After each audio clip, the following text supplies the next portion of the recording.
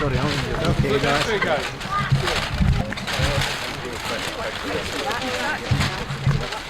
Sorry.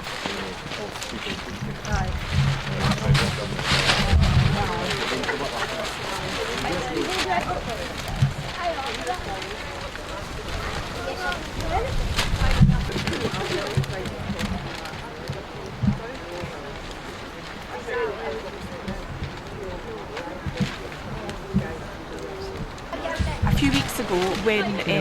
few weeks ago when the council published its proposed cuts in the education budget, a lot of parents were very concerned. We are both parents that have children with special needs, and one of the cuts that really concerns us is a 45% reduction in SENs, and these are the assistants with specialised training who support our children in the classroom.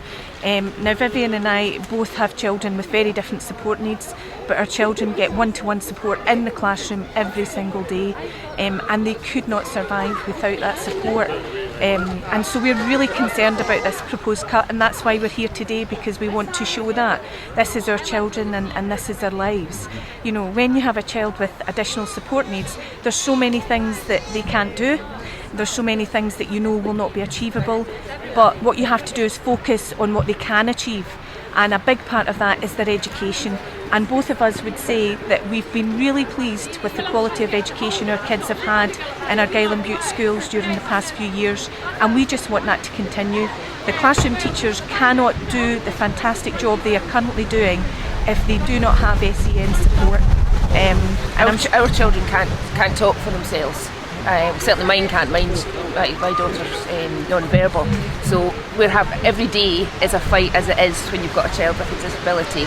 And for them to go to school and to learn the practical things like going in and being able to use a washing machine and be able to cut apples and oranges and all these sort of things, that's the learning that they are understanding and that they're learning to do. And from the one-to-one support that they get with the school, you know, they're shadowed over there helping them. And they're wanting to cut by 45%. Yeah, and that's the equivalent of 72 SENs. Yeah. And how many teachers do they have, or how many of the classroom assistants do they have in each school? Well, that will depend on the school, and that will depend on the children with support needs.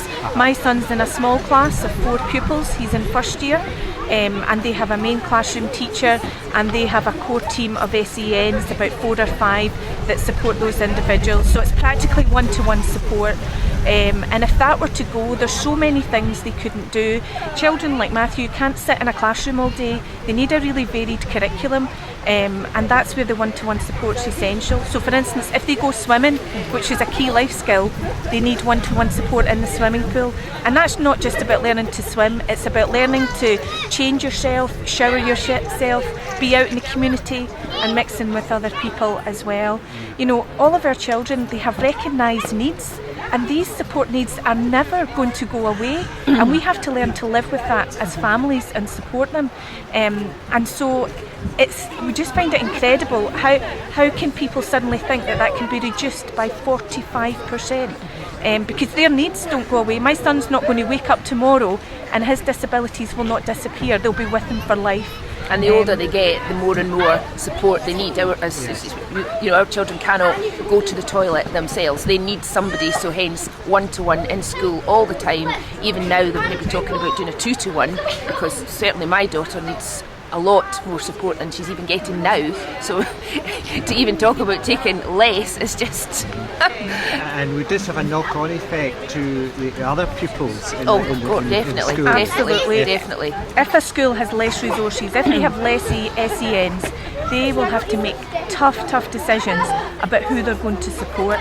Now the knock-on effect of that is that children with really severe needs will probably be higher up the list. Yeah. But sadly, children who are maybe slightly lower down the list, who are maybe in mainstream full-time, they might get less support and they won't be able to achieve their potential either. Yeah. So this proposed cut, it's like a ripple in a pond. You throw that stone in and it's going to have a much wider effect on a whole school and on so many pupils. They won't be able to achieve their full potential. And there's so much good work that goes on in schools right now, and we just want that to continue.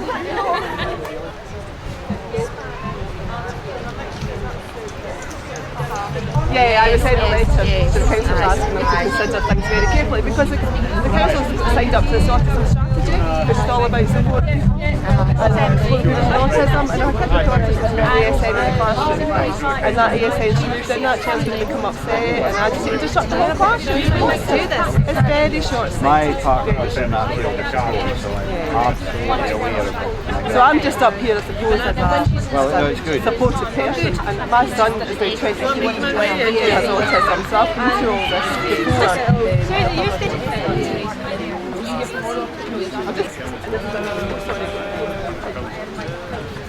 Well, it affects us as a family because we have 3 children and Emily has Down syndrome and she's currently at nursery receiving support, and if the cuts go ahead, and they're very severe cuts, we're talking about Emily not having 100% support. She's going to have at least only 50%, which will affect her at nursery and also going on to school.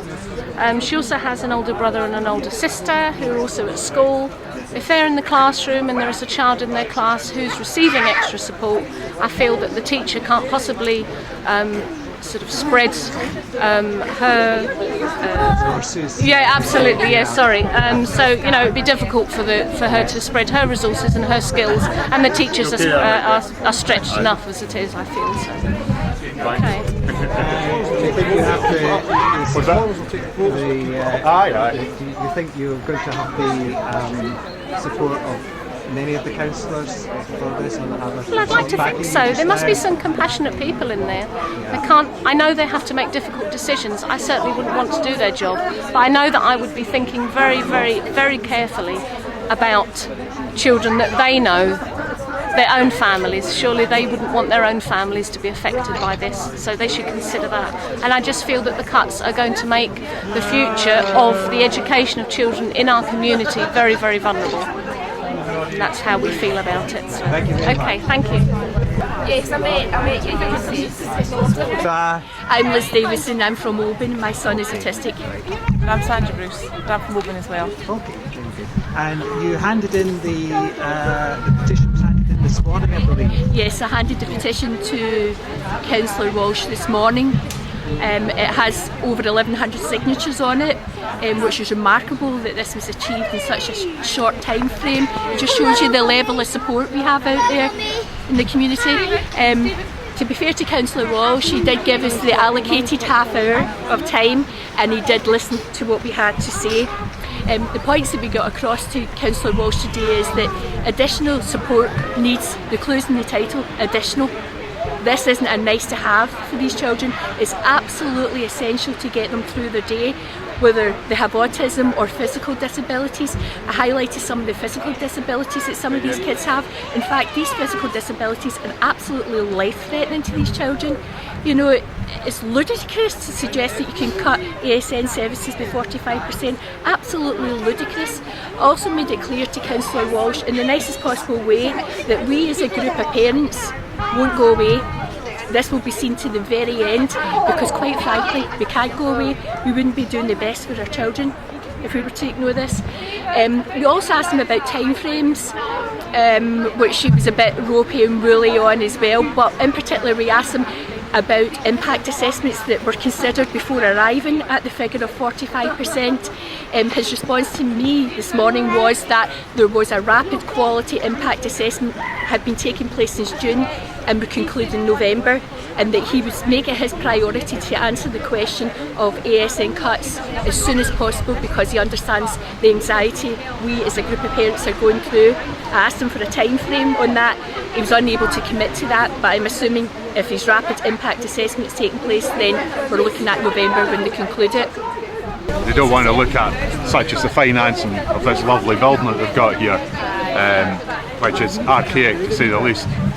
That is one cut they could make. They have £520 million worth of assets, the council have, by their own figures, which again they do not want to look at. They also have various other avenues that were put forward by Mike Russell, Mike McKenzie and Brendan O'Hare MP, showing at least 20 other possible avenues that they have not considered. So from there, these cuts are picking on the vulnerable hoping, like us today, that nobody would turn up. But people have turned up, and this shows you how much it means to the local community of Oban. These cuts mean, and how much the people like my son Jeffrey here will suffer. Do you think it was an easy option for them to It's go the for easiest option, is always pick on the most vulnerable, but people think that the most vulnerable are people like my son here who are disabled, but it's not the most vulnerable, it's people that are vulnerable. Vulnerable meaning if you use a bus, if you use the library, if you use anything, any services from your local council, it's come under threats just now.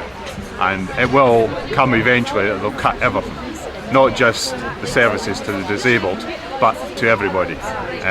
So people are sitting at home thinking, "I'm okay, Jack." It's not the situation. We've seen in Question Time there last week where there was a young woman in tears about the Tory cuts.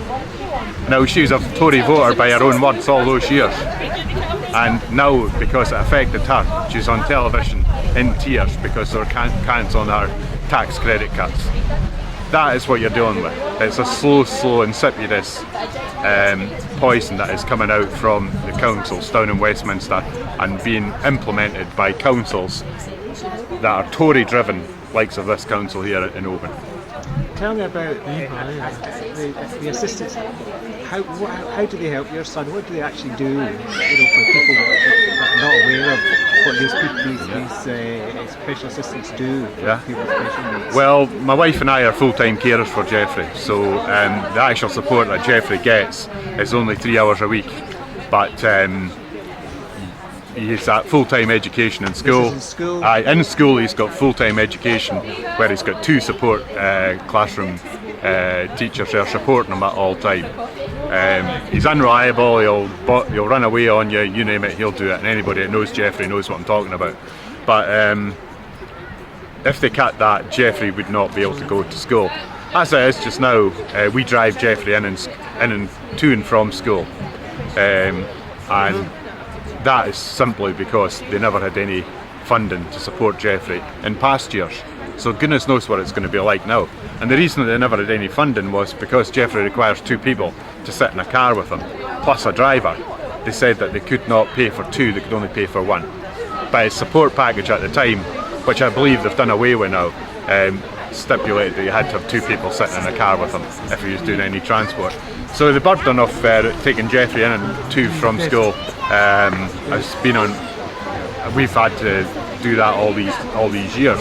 But with these new cuts, if it's bad just now, what's it going to be like for the kids that are trying to go to school in the future? Totally impossible. So the normal teachers in the class would not be able to cope with it. So it's just no, out absolutely of the not. A bedlam would be an understatement about what will go on in these classes, you know. And people might think, oh, we don't have a disabled child, that doesn't affect us. But when these kids are mixed, are integrated with normal kids, neurotypical kids, that upsets the classroom as well.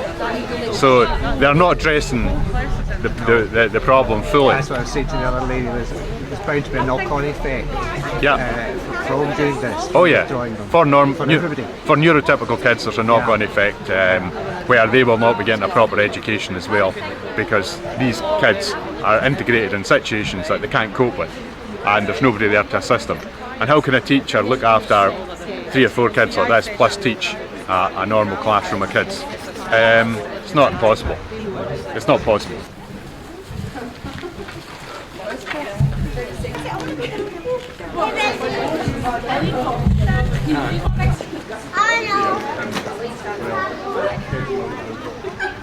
The process that the council undertook was one of the utmost secrecy.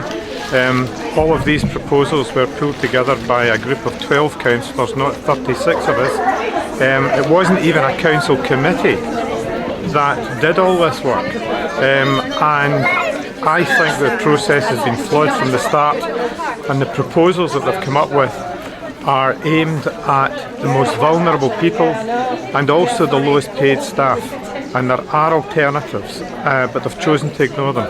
I gave them a number of suggestions back in May and did it again in September, and they've just effectively been sidelined.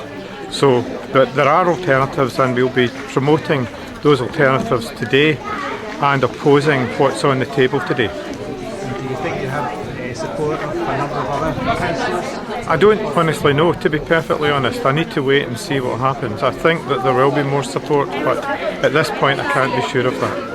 We try to get change. This is about all we can do. We try to get change to say we actually need some commentary, not that 6 people are going to lose their jobs, which we need to know, but we need to know how will this impact on services. So every single person, every single parent who has a child that gets an ASN package of any sorts whatsoever needs to be asking the question, how will that affect my child? And then you need to go and compare notes to make sure you're all being told the same story. I'm Isabel Strong, councillor from the Argyll and Bute, and we are horrified at the extent of these proposals, because although the council does need to cut its money, we're in a very strict regime from the Holyrood Parliament, because their money's been from Westminster's been cut, and we understand that. But we don't think the first and the biggest cut should be for ASNs, because we know they perform such wonderful work. Some of the children would not even be able to go to school at all if that support were withdrawn. And also for people who are less affected in the classes would not be able to function properly without the ASNs. I used to be a teacher, and I know the valuable role that ASN staff provide. So we are hoping that this will be watered down at least. And while some cuts may need to be made, where a child, for example, has moved from primary to secondary, the support should follow the child. And it might mean that there's less support in that primary, but it's for that child. They move to secondary, well, that's where the support should go. Do you think you'll have support from your fellow councillors? Well, we're in the minority. In the opposition, we're in the minority, but we know that they've been under the same pressure as we have from their communities. So we hope they will see sense in this one, and we'll be trying to persuade them. Mr. Rock, we are the best people for these councillors to have consulted before they come up with a figure of 45%, causing us unnecessary anxiety and alarm. We are the best people that we should have consulted, and I asked him this morning, what impact assessments or proprietary work have you done before putting 45% in black and white? And his reply to me was, there has been a rapid impact assessment taken place this June and will conclude in November. Well, that's entirely the point. I've got to take the man at his word. That's the point I was making before about why, if you bury your head in the sand for 2 years and do nothing, and suddenly claim it's an emergency, which is a total, I mean, it's a lie, because we've known about this for a while. And what I was saying is, if the process we've put in place had been continued, what would have happened is exactly what you say. You would have put out to service, contacted all the service user groups, people like yourself, and said, we need to discuss how any proposed budget cut or change would affect this service. That's not been done. I know. And councillors between now and February had to be provided with sufficient information that can make informed decisions, because at the moment they can't. And our problem today is, will we let these go out in consultation? We can't really not do that. You see what I mean? We can't say that somebody's got a proposal and we shouldn't allow you to comment on it, because so that's why it has to go out today. And how to be absolutely clear here, we do not agree with many of the proposals, but it's a chance for your voice to be heard, and the administration will say the same. What our dilemma is, and always has been, is we should never have got to this point, given the amount of time we've had to prepare for it. That's the problem. Well, the point I made to Councillor Walsh this morning is he should be aware, and he can take it really any way he likes. I tried to be polite to the man. What I said to him is, you should be aware that we as parents won't go away, and we will not rest, because quite simply we can't. We wouldn't be doing the right thing by our children if we just allow this to go through. That's how strongly we feel about it. I understand entirely how you feel about it. We have to fight for our children because they can't fight for themselves. Well, that's what any parent would do, and I totally understand why, your position, the protest, why you want to make your voice heard, make it heard again, and we'll do all we can to support, and we'll try and find alternatives. Yeah, and we appreciate that. So you're quite happy to support us? Oh yeah, you do, don't you? Yeah. Yes. You do, don't you? Of course I support. I mean, it's really important that your voice is heard and that it is treated with respect and seriousness, and people understand the effects that these budget cuts being proposed by the administration will actually have on your lives and your children's lives. And at the moment we're getting nothing apart on that particular side through official council channels. So that's why it's vitally important you come along and talk to us about We appreciate the time. Yes, we appreciate it. Thank you very much. Thank you. Well, obviously, the bottom line for this, the austerity, is the cuts coming out of Westminster, and the council administration seem to be emphasising that it's coming from the Scottish Government, but of course the millions of billions of pounds which have been cut back from Westminster does have a knock-on effect. The austerity policies that we've got being operated and wanting to be implemented at the moment are not acceptable to the people in Argyll and Bute, and you can see the representation here with the families who will be affected by some of the cuts that are being proposed. So most folk understand there need to be cuts, but most folk understand we've got to do that in a proportioned way and appropriate way, because we've got to try and encourage folk to come to Argyll and Bute. And if we can increase the population numbers here in Argyll and Bute, that itself will resolve many of the difficulties that we've got. Mike Mackenzie, MSP, had indicated if we can get over 400 new families coming in, new people coming into Argyll and Bute, then that will make the difference in regards to the grant money that we get per head of population. And that's what we've got to do, and that means we've got to improve infrastructure. There's lots of things that we can be doing, and we're calling on the council administration to have a relook at the proposed cuts and work with communities to move it forward. Well, we already know that people have left. In my area of Kill, for example, the issues over transport, people are leaving. 20 families have left already because of transport difficulties. The infrastructure is important. We're getting broadband coming through. There's lots of things on the horizon which are really positive to encourage families to come and live and stay here in Argyll and Bute, and that's the only way we're going to resolve things on a longer term economic strategy that we have. And there's good work going on. We've got to make sure that we continue in that vein rather than cutting the services for our young and vulnerable, old and young people in Argyll and Bute. We've got to make it a compelling place to come and stay, live and work, and that's what we're doing.